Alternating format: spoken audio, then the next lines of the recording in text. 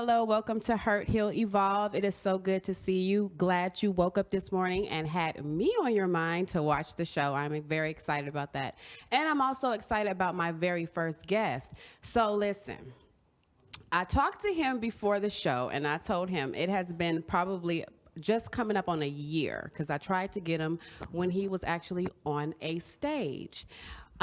Timing wasn't right. That's what God told me. So now I have him here on the show, and it is none other than Canaan James Hill. Hi. Hey, How you doing? How you doing? I'm doing great. How about yourself? I'm good. I'm good. I'm so glad you're here. You I'm so have glad to be no here. idea. The last time I saw you, I think it was at a church you were visiting, Chosen Vessel. Yes, ma'am. And I told you, I was like, I gotta get you on. We gotta get you on. So I'm super excited that you're here, and we're gonna get into this conversation. All right. So how did you feel waking up this morning? Felt good. You know, it's another day that was not promised, but gracefully given by God. So I'm very grateful to be here and to be in the land of the living, as the old saints would say. All right. We church all the time. Yes, ma'am. All the time. All right. So just in case people aren't familiar with you, because I don't even know if you've shared your story, like growing up, what was the family dynamic like, growing up in church and all that. So just in case no one knows, who is Canaan prior to American Idol? Well, Canaan is a young churchy boy that grew up church, literally in the womb. We was going to church. So Right. I would have to say the journey for Canaan with everything that's lined up to today started around the age of 5. Okay. I started singing from the inspiration of my grandfather, who would walk around the house and sing songs such as, I love you, I love you, I love you, Lord, today, because you care for me in such a special way. That is why I praise you, I lift you up, and I magnify your name. Ooh. Yo, why my heart is filled with praise. Or you had, I need thee, oh, I need thee. We're gonna move on from that because it will. So this is how you gonna start us off? This what you doing? Beautiful, ma'am. beautiful. So you were raised in it. Yes, You came ma'am. up in it. Anyone else in your family sung? Like, do you Really, ever? my whole family is musical. Okay. So preaching and music ministry, it runs in the family. Okay. It started all the way from great grandmama. Okay. She has this one song she loves to sing.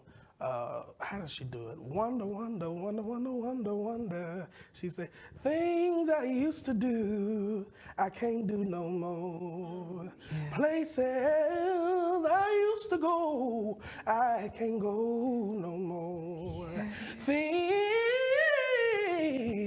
Things I used to be around. Oh, I can't be around them no more. So it was just like hearing all of these things Right. and listening to all these amazing singers. I was like, nah, I'm not gonna lie. I used to just want to be an actor in movies. I Right. didn't think nothing about singing. But when I heard them, I said, I want to try it.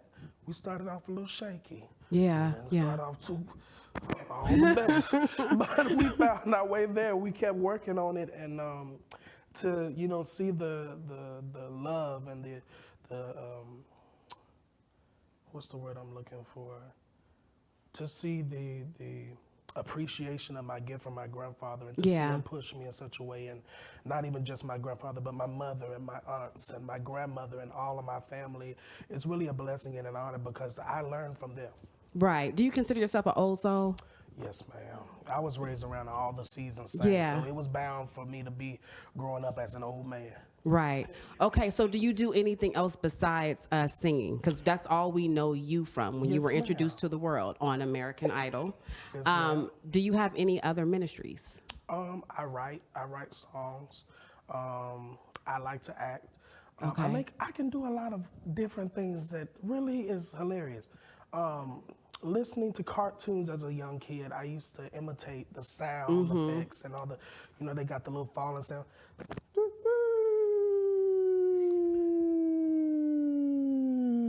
I used to do Oh, you all used to that, do stuff right? like that? And so the little voices that they were making, all of the things, I would do stuff like that.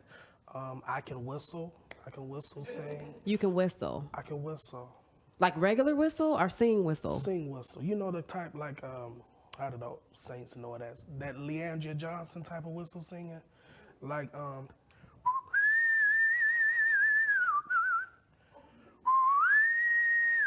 Canaan.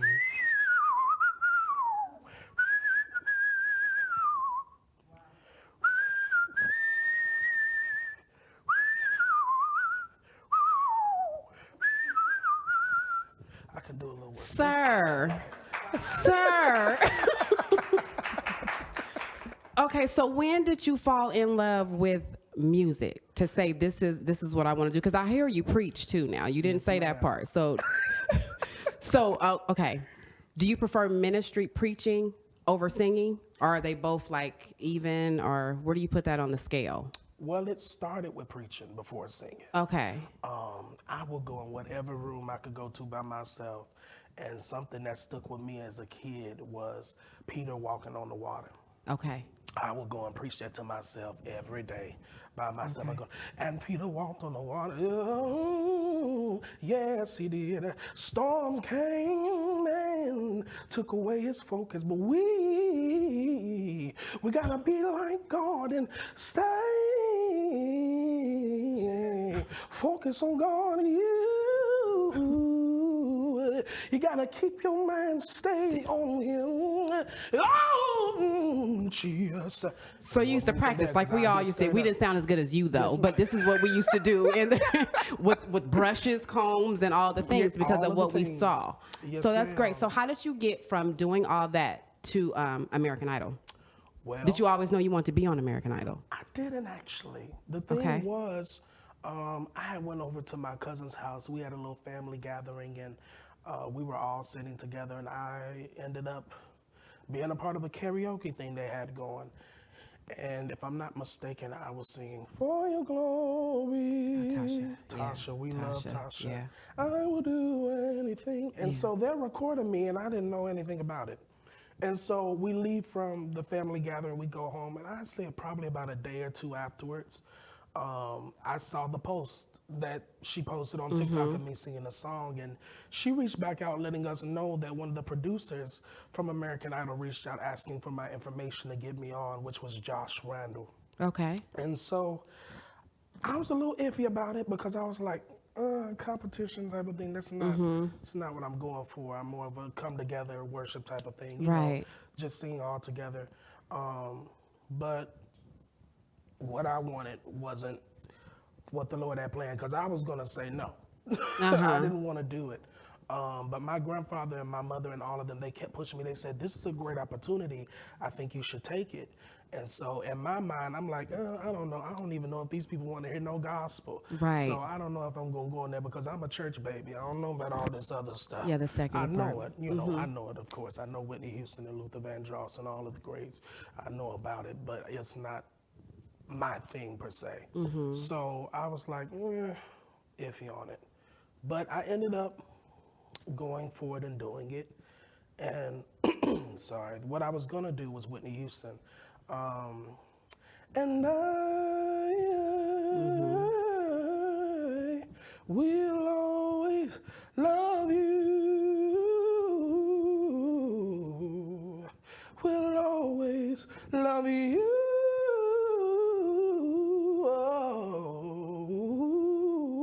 Oh yeah, you know, all of that good stuff. All the good stuff. All the good stuff. But that wasn't God's will. Yeah. I ended up going with, as we all know, I Need Your Glory. And I think Which stunned the world, literally. Yeah. To God be the glory. Yeah. To God be the glory. So I sat there and I said, you know what? If I'm going to do something besides secular, I want something that's going to really minister to God's people and really draw in souls for Christ. And so I Need Your Glory is what I picked because we truly do need His glory. You see all of these things going on in this In the world today, yeah. You're just like, we really do need God. We don't need no money. Of course, you know, we need it. We do, in a way. But we don't need it before God. Right. And so in each and everything, we need God in our life. So I said, let me go and minister this song. And went forth, and God did exactly what only he can do. Okay, and let's stick on this for a minute because I do know it's hard to transition to because it's American Idol, so we know Yes, that ma'am. is a secular platform. So being in the music industry now, since your experience now, are you finding it hard to balance the gospel and in the industry? Yes, ma'am. Are you finding it hard to balance? I would say not No? really. Not Okay. really. So, because my concern with, like you said, with these circular platforms is that your voice isn't really heard and they try to like make you a little bit smaller to fit what's going on out there, but keeping your focus on God during all of this and then being accepting of it was beautiful. Because I think that's the first time in American Idol history that we've seen and heard so much gospel music on that platform. That's what I've heard. Yes, Yeah, so we appreciate you for that, for bringing that to the forefront for sure, because that's huge. It's huge. Okay, so I have one question. I have a couple, but I'm not gonna ask all of them.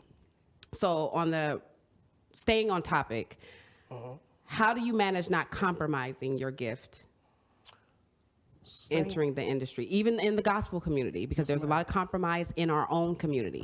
So how do you stay focused and not do that? I really just stay in God's word Yeah. and really ask him in each and everything I do, I want you in the midst of it. If you're not in it, I don't want it. Right. And my prayer has always been, God, whatever I do, let it be in your will. If it's not in your will, then I don't want to be in it, because then it's going on my move. And Canaan can't do nothing. Right. Canaan is nothing without God. Right. So I just really be like, I'm not gonna do it if God ain't in it. If y'all want me to sing, how did you get here? If it's not pointing at God, I don't want it. Right. Because I'll church it real quick. Yeah. How did you get here, devil? You Yeah. ain't supposed to be here. Yeah. You tried all of these things with me for the last time. My heart says no, you're not supposed to be here. All you got to do is church it up. All you got to do is church it up. Put God in it. Yeah, all the And it'll time. be so good. How old are you, Kanan, if you don't mind? 18. 18 years old. So you Yes, gone ma'am. on out of high school. You're done with Yes, all of that. So I'm going to ask you on the theme of the platform name. In your little 18 years, and I'm not discrediting your 18 years, No, you're fine. your biggest hurt that you've experienced that you don't mind sharing. My biggest hurt would be not having my father in my life as I wish I could have. Okay. It was just so many times where we gave him chances to be in our life and to get it right and to seek God in his life. And he do good for a little while and then he branch off and do whatever else he was gonna do. Right. And so we had to eventually just let him go because it was a lot going on with that situation that we couldn't take anymore. So I just wish he could have got it right and still been in our lives. But thank God for my stepfather, who was an amazing man to my mother and an amazing man to our family in total. Okay. And healing, and how did you go through the healing stage and then finally evolving, just letting go? Yes, and ma'am.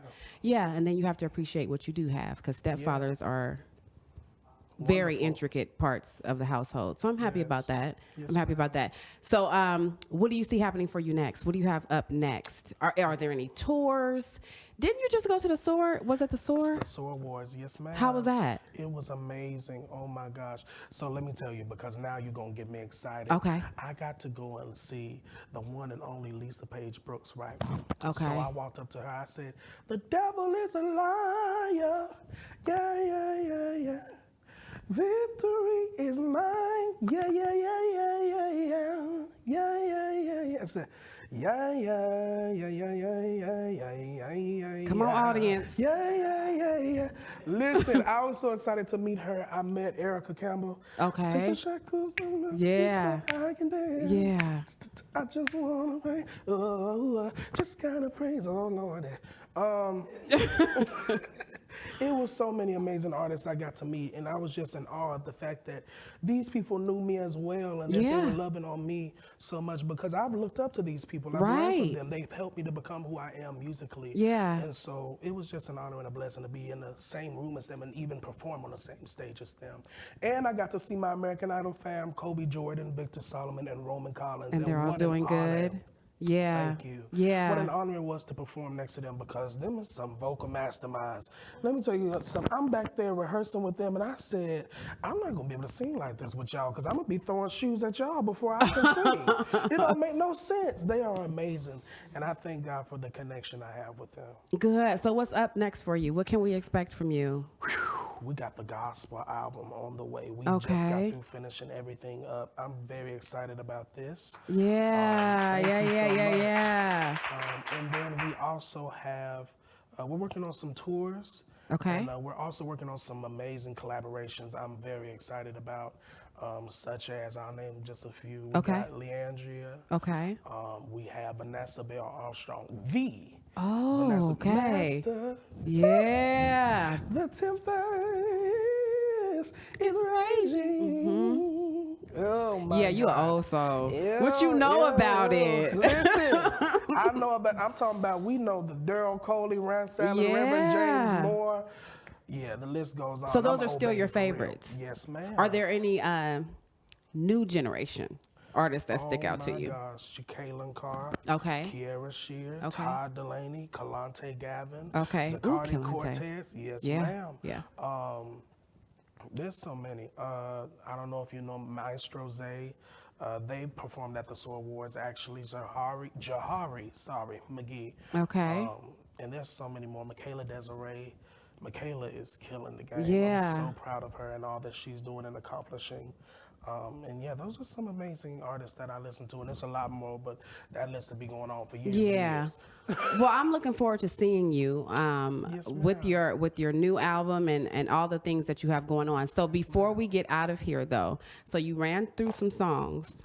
You have a single as well. Yes, ma'am. Why don't you sing a little piece of that, and then we're gonna let you get on out of here. Okay. Let me see. How does it start off? It's been a minute. I think it's since the church The boy church boy, one. more than a church boy. I'm more than a church boy. That Yes, I'm a man of faith. I got one foot in the water and one on the stage.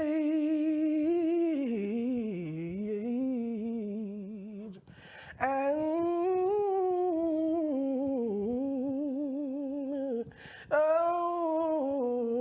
I done forgot the whole lyrics of my song. It is okay. We all know you got it. Thank you so much for coming. I really appreciate it. Up next, we have Pastor Shavon Smith. We'll be right back. All right. Okay. Woo. Thank you so much. I did, didn't I?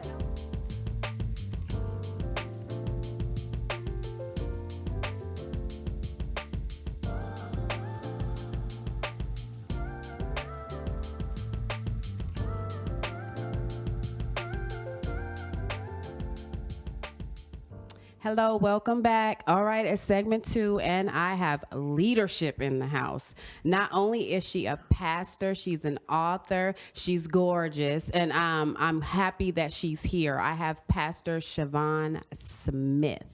Thank you. Hi. Thank you. Hi. Looking gorgeous. Thank you so much. Thank you so much for coming. Thank you for having me. Thank you so I'm much for excited being to be here. Yes, and I'm happy you are here. So if anyone knows me, they know that I'm such a girly's girl. I love that. I love women in ministry. I don't know why I'm getting emotional. I don't know. I love women in ministry. You're a powerhouse. I've been watching you for quite some time. Wow. Everything you speak, you're spot on. Wow. God is all over you. I see it. And I'm elated that you're here to sit on this platform and share. Yeah, because I'm getting teary-eyed and I'm trying to keep my composure. But in a time such as this, I don't want to let you know that you make an impact. So Thank you. I'm sure your church has told you this before, but I'm inspired. I'm inspired, and I'm happy that you're here. And I'm making you cry. I'm Yes. sorry. Can we get some tissue, too, just in case we're up Thank here? you. Okay, so let me let you get yourself together. Sorry. But I had to tell you. I had to let you know. All right, so I want you to introduce us to you. So give us the family dynamic. How you were born, raised. Does your family have any missionaries, pastors? We're gonna get her some tissue. She's gonna mess up her makeup. Some tissue. I meant to grab my towel. Yes. But what did your upbringing look like? What's the family dynamic as far as mom, dad, church, all that? So, as a young lady, there was a word that was released to me that said, you would be the first of your kind. And I did not understand what that meant until, I came into who God called me to be. And now I understand it. I had no template or blueprint for who I am. So I didn't come from a family of missionaries. I did not come from a legacy of preachers or women in ministry. I'm actually the first in my family that has said yes to preaching the gospel and using my voice to articulate his heart and his mind. I was raised in the church, raised in a little holiness church. Okay. And the significant thing about my upbringing was women were not allowed to speak. So Okay. the church I was raised in, the women sat on one side, the men sat on one side. And if we were given an opportunity to share a testimony or to share a word of inspiration, we could only direct our testimony to the women. Right. Because we were not allowed to give any type of instruction to a man.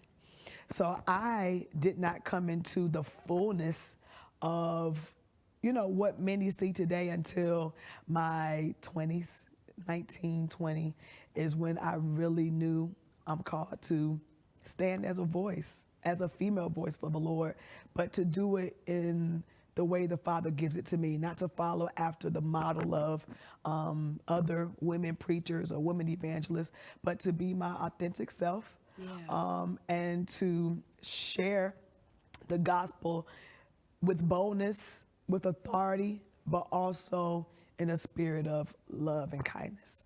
Were you open because you said at 19, 20, were you open and receptive to the call? Or were you a little, Definitely trepidatious? I'm still like that. Yeah. I'm almost 50 and still nervous and still tiptoe a little bit because I understand what it comes with. So I'm not one that's like, yeah, I'm called to preach and this. I'm very, the natural side of me is very like, I wish somebody else could do it. But it's something that I know I have to do. Right. But there's so much blessing and reward in being obedient to who God has called me to be. Yeah, my mom has always said, because I even get nervous like doing this. I never thought I would be here doing this. And she told me that is a sign of humility. So the nerves and all that stuff that you get before it's time to hit the pulpit, that's a show of the humility. Because like you said, a lot of people, look, they feel they're called and chosen and they have that on their, yeah, no, I don't they have wear that. it. No, I know that if I do not have the grace of God, if I don't have his sanctioning, then I'm not going to do well. I'm not naturally gifted to do it. Some people are naturally gifted to talk and to oratate, and they have a natural way of wooing in people. I know that what I have is God that gives me that magnetic draw. Yeah. To bring people in, but it's something that without God I wouldn't have. Right. And I know that. And in such a time as this, because we know the world, Oh my gosh. it's upside down right now. I want to ask you this question. How do you feel like women, us as a collective, especially those that are called to preach, teach, do you feel like we are doing that collectively? Do you feel we're doing it justice? I think to so. To God's glory. I do. Looking at a lot of the women now that the Father has allowed to take center stage, I personally feel like they're representing the kingdom well. They're bold, but even with their boldness, they're still They're beautiful. Yeah. They still represent femininity and grace, which I think that's something a woman should never lose. You can still be a woman of authority, but still know how to be yet under authority. You can still be a powerful woman and still be one that is still submitted to the presence of the Lord. And from my perspective and from what I'm seeing as far as the women now that God has been given a global voice or global mandate, I feel like the women are, like, they holding it down. Yeah. And they're representing well. I'm proud of women in ministry today. Right. We've had to go through so many hurdles, and You had to even get here my and be- goodness. yeah. And I feel like they're handling the opportunities with integrity and with wisdom. You don't hear a lot of scandals about women. Yeah. If you think about it, you don't hear a lot of negative talk of women in ministry, because I just believe that the women today take the call serious. Okay. Do you feel like there's anything that we can improve on? I think the camaraderie with women in the same community, I think that could be better. We're not in competition with one another. Yeah, there's We work room for the same everybody. God. Yeah. We're on the same team. Yeah. And we should be speaking the same language. I am, like what you said, I'm a girl's girl. So I Yeah. have no problem celebrating other women. Girl, you look good, you sound good, you're powerful. If I could support another woman, I would do it. I believe that the body of Christ as a whole could do better with making sure we stand as one united front. Jesus said in his prayer to his Father, Lord, make them one. Yeah. So that the world can believe you sent me. Me and you are one. Make them like us. And I feel like we can make a better impact if the women that are called to be on the front line for God would come together and not just act like they like each other, Right. but really like each other. Right. And that's where I was kind of going with it, because I did, the Lord dropped in my spirit just recently that the church is the blueprint. Yeah. Like we should be Yeah. the blueprint. And if we all can just really come together as women and men, Yeah. but we're specifically because we're women, if we can just come together, to make this blueprint really stick, Yeah. I think the world itself We'll will take be in note a of it. better position than it's in For now. sure. For sure. I think that is where we are giving, showing a double standard. Yeah. Because here we are representing Christ, but we can see visibly that y'all really don't like each other. Yeah. You know, Yeah. at any moment, you attack each other. At Yeah. any moment, you speak ill of each other publicly. I think that can even water down what we preach. Yeah, social media can. Yes. Yeah. We're under fire in that case. Okay, so not only are you a pastor though, there's other things that you do. You're an entrepreneur, so you got to give me a list of everything Miss Shavon got going on, because I know you're an author, right? Yes, I've written several books. Okay. I have launched several businesses. I have a book publishing company. I had a marketing company. I've done a few things. Right now, we just have the publishing company. Okay. And I am just asking the Lord what other business ventures that me and my husband are called to walk in. We want to get into some real estate. I want to own a couple of restaurants. So there's some other things that I really desire to do. My heart now, though, is to find ways to help my community. Yeah. To do more nonprofit things that can build the next generation. That is where my heart is now. I have a burden for women that have been in the human trafficking world. Yeah. I have a heart for children that do not have parents. I have a heart for families, single moms, single dads. So that is what I'm asking the Lord. Give me the blueprint to be a blessing to that community. And hearing from God when it comes to things like that, because that's a touchy, and I can tell it's close to your heart, to balancing what you want to do versus what God is telling you to do. Yeah. Because I know a lot of people do it, because a lot of people have, and I really don't like this word, but I have to use it. They have like a lot of ambition, but they're not hearing from God. So I want you to tell me what we can tell people that have a lot of ambition, where they should be going first to get that confirmation. You know what I mean? Because we all want to do something, but God hasn't called us to do everything. So And how do you? I'm not sure if what I'm going to say is something that will be well received. But we were never called to be ambitious. Yeah. Jesus was never ambitious. He just walked in who he knew the Father called him to be. He says, look, my will, my where I get joy is just doing the will of my Father. That is where I get fulfilled. He never went out looking for opportunities. He never went out promoting himself. In my almost 25 years of ministering, 25. Yeah. I've never called a church or never called a pastor or called a place and say, look, can I come do ministry there? Can I come do? Never. Yeah. Because I just feel like when you're called to do it, God opens the door. Right. Ambition will have you lobbying Listen. for things that you're not graced to do. Right. Ambition will have you going after things that you're not mantled for. Right. And so Jesus was never ambitious. Yeah. As a matter of fact, when people tried to put him in that ambitious box, tell us who you are, he said, no. Who do men say I am? Right. You know, when they came to give him all this credit, oh my God, you healed the sick and you opened up blinded eyes. The Bible says that he would perform miracles and then guess what? Quickly convey himself. Right. He would go hide from the public because he never wanted to take the glory that didn't belong to him. Right. So I think the ambitious thing is something that we have to keep at the feet of Jesus because that ambition can cross into pride. Right. And that's where we start to put the emphasis more on us and we take the glory that belongs to God and we put the glory on us.